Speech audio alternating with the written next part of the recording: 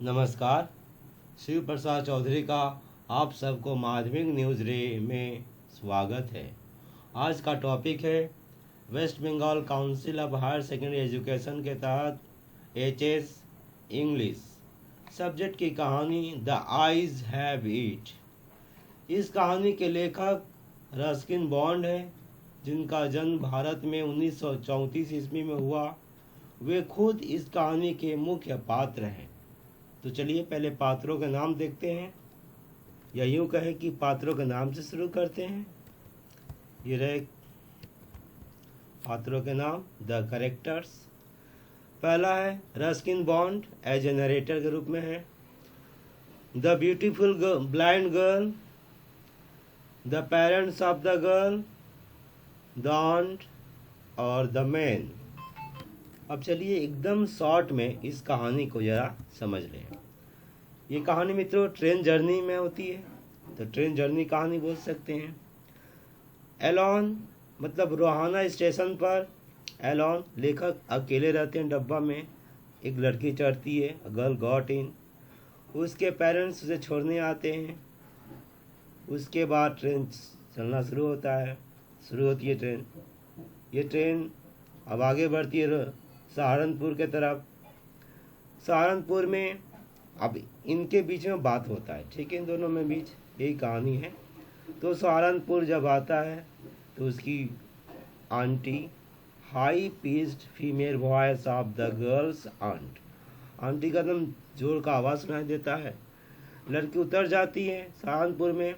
तब एक आदमी चढ़ता है और ट्रेन फिर चल पड़ती है आगे की तरफ, देहरा की तरफ। तो इसी के बीच ब्यूटीफुल आइज, यानी कि जब लेखक उनसे पूछता है कि उसकी आंखें कैसी थी, माफ़ कीजिएगा, ये लेखक पूछते हैं कि उसके बाल कैसे थे, छोटे थे, कटे हुए थे या लंबे थे। तो इस पर वह व्यक्ति कहता है, पता नहीं मुझे, पर हाँ मैंने उसकी आंखें देखा जो सुंदर थी, ब्यूटीफुल आइज, लेकिन कोई काम का नहीं, पूरा का पूरा अंधा, ब्लाइंड, कम्प्लीटली ब्लाइंड। तो ये रहा कहानी।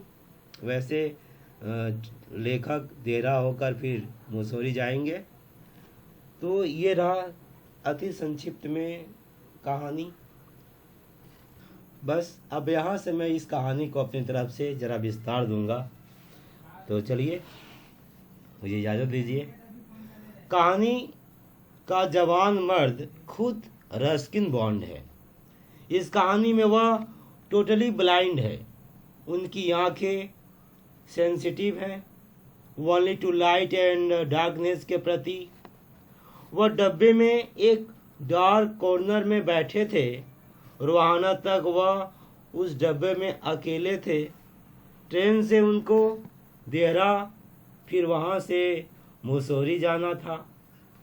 अक्टूबर के महीने की सुखद यादें, मेमोरीज उनके पास है। वाइल्ड डालियाज से हिल्स ढके होते हैं। सूर्य डिलेशियस होता है।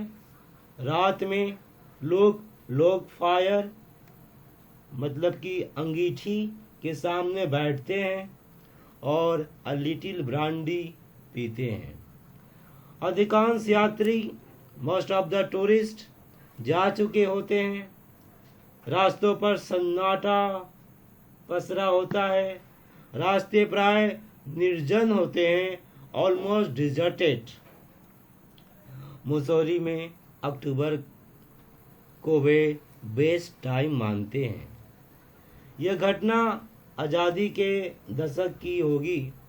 उस समय वे जानते थे कि देहरा के आसपास के जंगलों में हार्डली कोई जानवर पाए जाते थे। रोहाना स्टेशन में उनके डब्बे में एक लड़की चढ़ती है। वह सहारनपुर तक उनके साथ बातें करती है।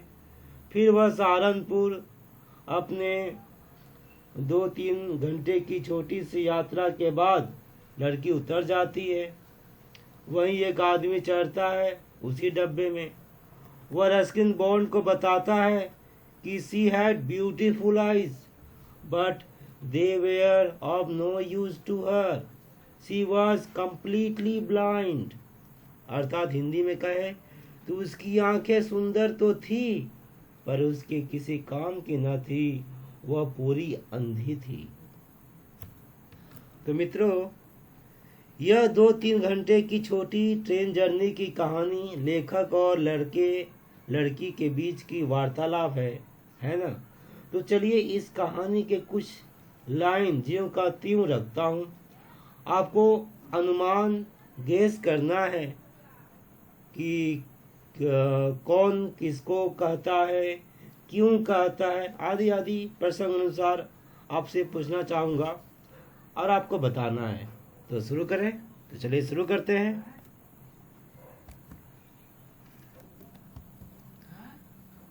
पहला है, They seemed very anxious about her comfort. वे लोग very anxious बहुत चिंतित, seemed प्रतीत होते थे, किसके बारे में? About her comfort, उसके सुविधा के बारे में। मित्रों, यहाँ दे से किसकी ओर संकेत किया गया है? हर किसे कहा गया है? वे लोग उसकी कंफर्ट के बारे में चिंतित क्यों है? इस चिंता में वे उसे क्या सलाह देते हैं?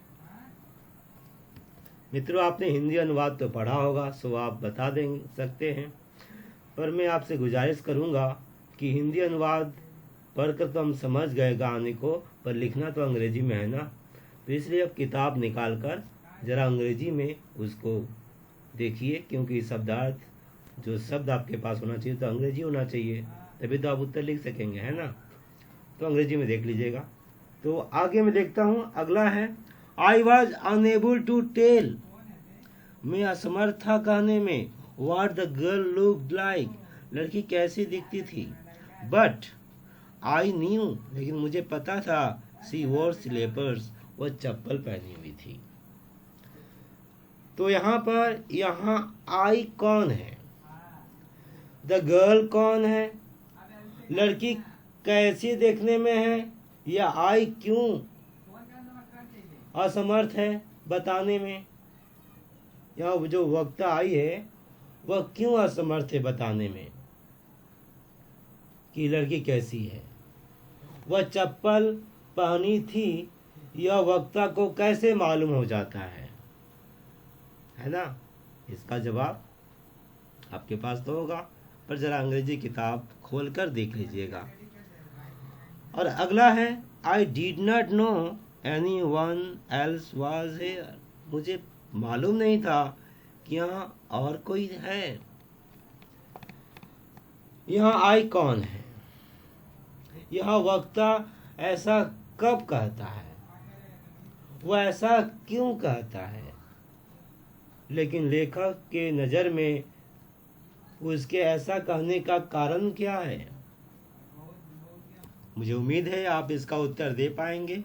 यह पहला पेज का, ये 43 पेज नंबर, पार्ट का द आइज हैबिट का 43 पेज नंबर पर ही है, ये पहला पेज का। अब मित्रों, जैसा कि हम जान गए हैं कि यह एक बातचीत का ही कहानी है ट्रेन जर्नी के दौरान, तो चलिए जरा हम बातचीत पर गौर करते हैं और देखते हैं प्रश्न उत्तर क्या है। वैसे यहाँ पर आप देख सकते हैं बातचीत 3 जगह के 3 हिसाब से हुआ है। एक तो स्थान, दूसरा वस्तु और तीसरा व्यक्ति। स्थान में जो प्रश्न उभर कर सामने आए हैं उसमें से एक ये है, वैसे 2 ही प्रश्न आया है स्थान में। तो एक है ये कि are you going all the way to Dehra, क्या आप देहरा जा रही हो?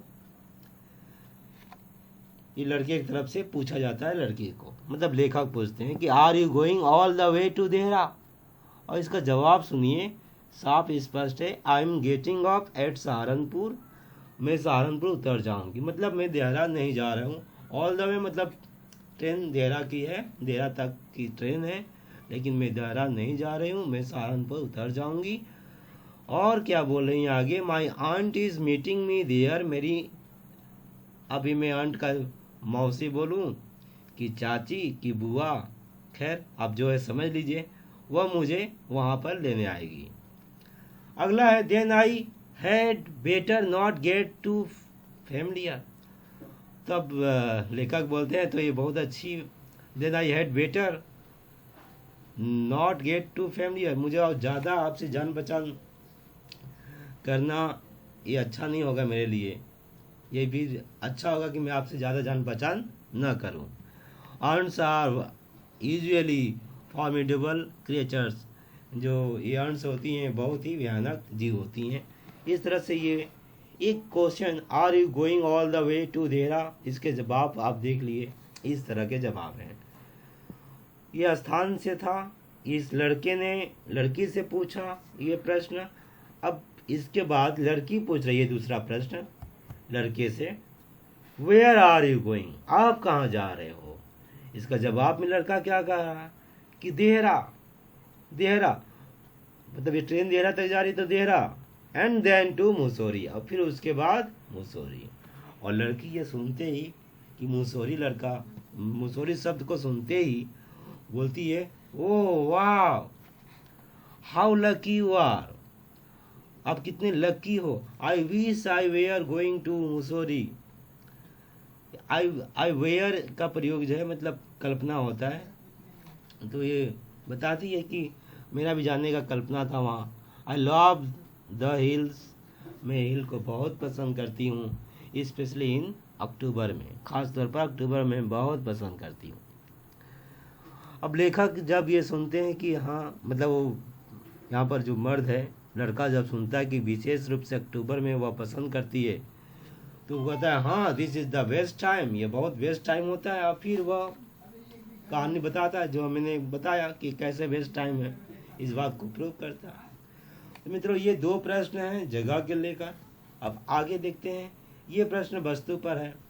बताने के बाद एक सन्नाटा छा जाता है, चुप्पी, और इस चुप्पी को तोड़ने के लिए लड़का पूछ बैठता है, then I made a mistake, और ये मिस्टेक कर देता है पूछने में। अगर मैं पूछता क्या, पहले देखते हैं, what is it like outside, बाहर क्या है। ये बोलने के बाद, पूछने के बाद वो अफसोस जताता कि घरी तो मैंने गलत पूछ दिया, क्योंकि आप तो कहानी को समझ गए कि लड़का और लड़की दोनों अंधे हैं, पर एक दूसरे को जता रहे हैं कि हम जैसे अंधे नहीं हैं। What is it like outside, बाहर क्या है, ये पूछना तो अंधेपन का निशानी है ना। पर why don't you look out of the window, लड़की का जवाब प्रश्न में ही आता है कि आप खुद ही क्यों नहीं देख लेते बाहर क्या है। तब लड़का जवाब देता है, trees seem to be moving while we seem to be standing, trees पेड़ पौधे, सीम टू बी मूविंग ऐसे लग रहे कि भाग रहे हैं, जबकि while we seem to be standing हम एक साथ दिखते हैं, इस खड़े, क्या हम खड़े दिखते हैं और ट्रेन भाग रही है ऐसा दिखते हैं। दैट ऑलवेज हैपन, तो लड़की क्या बोलती है, ये तो प्राय ही होता है। She said, do you see any animals, क्या आपने कोई जानवर देखा। तब लेखक अपनी यादों पर या फिर गए कि मुझे पता है उस समय कि उस समय देहरा में के जंगलों में जानवर नहीं होते थे, प्राय बहुत कम, हार्डली, इसलिए वो कह रहे कि नहीं, चूंकि ये बाय मिस्टेक क्वेश्चन था इसलिए नहीं बोलकर इतना ही वो चुप हो जाता है, लड़की भी चुप हो जाती है। और ये व्यक्ति के साथ अब एक प्रश्न शुरू होता है, पर ये प्रश्न नहीं है, जगह देखा हमने, जगह पर प्रश्न पूछा गया, दोनों ने कहाँ जाते हो कहाँ जाते हो। इसके बाद बाय मिस्टेक इनसे निकल गया जो पूछना नहीं चाहते थे, जगह ये आपका वस्तु के बारे में बाहर क्या, पर पूछ लिए, पर इसका उत्तर इस तरह से शेष होता है। आगे आप प्रश्न नहीं करते हैं, कमेंट करते हैं, रिमार्क देते हैं, और सेफ रिमार्क देखिए क्या कहते हैं, आप नहीं देख पाइएगा, थोड़ा सा निकल गया, आप किताब देख लीजिएगा, आपको नहीं दिखाई देगा। चलिए मैं किताब से पढ़ दे रहा हूँ। You have an interesting face, I remarked, मैंने कहा कि आपका फेस इंटरेस्टिंग है। It was a safe remark, कह रहे हैं ये बहुत ही सेफ रिमार्क था। आप देख रहे हैं वो बोल है कि इंटरेस्टिंग फेस, अंधे तो है तो क्या पता फेस सुंदर है या सुंदर है, इसे बोले रोचक है, इंटरेस्टिंग है। अब आगे क्या हो रहा है कि it's nice to be told I have an interesting face. ये कहना मुझे बहुत ही अच्छा लगा कि मेरा एक चेहरा इंटरेस्टिंग है। I am tired of people telling me I have a pretty face. मैं थक चुकी हूँ सुन सुन कर कि मेरा सुंदर चेहरा। ये लड़की तब बताती है। Well the interesting face can also be pretty. तब लड़का को पता चल जाता है कि अच्छा चेहरा तो सुंदर ही है।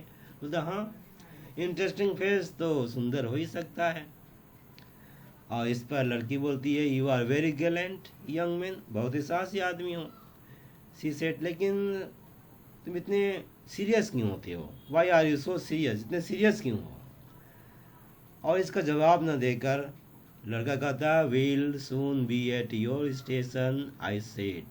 तो वो कहता है कि हम लोग जल्दी ही स्टेशन पर आ जाएंगे। योर स्टेशन मीन्स यहाँ पर लड़के का स्टेशन अर्थात Saharanpur. Thank goodness it's short journey. I can't bear to sit in a train for more than 2 or 3 hours. और लड़की इस पर कहती है शुक्रिया भला हो इस छोटी जर्नी का, क्योंकि मैं 2 या 3 घंटे से ज़्यादा जर्नी बर्दाश्त नहीं कर सकती। ट्रेन में बैठना बर्दाश्त नहीं कर सकती है, मतलब 2 या 3 घंटे से ज़्यादा बैठना ट्रेन में बर्दाश्त नहीं करती। और अपना सामान इकट्ठा करती है, गुड बाय करके उतर जाती है। क्योंकि चाची, अब चाची बुआ मौसी जो भी बोले आगे चिल्लाती है और वो उतर जाती है। तब एक महाशय का प्रवेश होता है।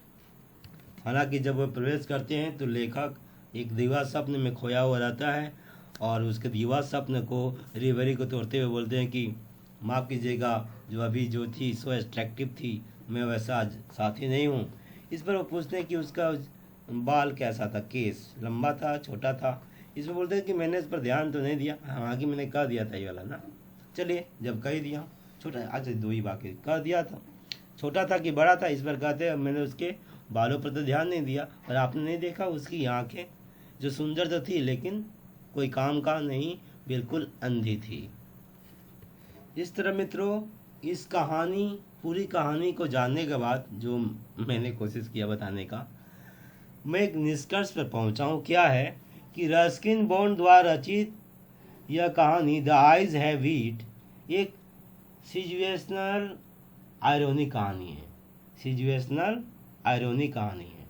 इस कहानी में 2 लोगों के रेल के डिब्बे में या डब्बे में कहें अकस्मात मिलने से द सिचुएशनल आयरोनी उत्पन्न होता है, स्थितिगत व्यंग उत्पन्न होता है। दरअसल जवान मर्द और सुंदर लड़की दोनों ही एक दूसरे के व्यक्तिगत अंधेपन के प्रति अनजान होते हैं। दे आर इंडिविजुअल ब्लाइंडनेस के प्रति अनवेयर होते हैं। वे दोनों एक दूसरे से ऐसे बातें करते हैं जैसे कि दोनों ही देख सकते हो। यही सिचुएशनल आयरोनी है। तो मित्रों इसी के साथ मुझे इजाज़त दीजिए। अब तक मैं जो कोशिश किया यही है। आप सभी के जीवन में सुख शांति और स्वास्थ्य बना रहे, इसी शुभेच्छा के साथ आपका श्री प्रसाद चौधरी बहुत बहुत धन्यवाद।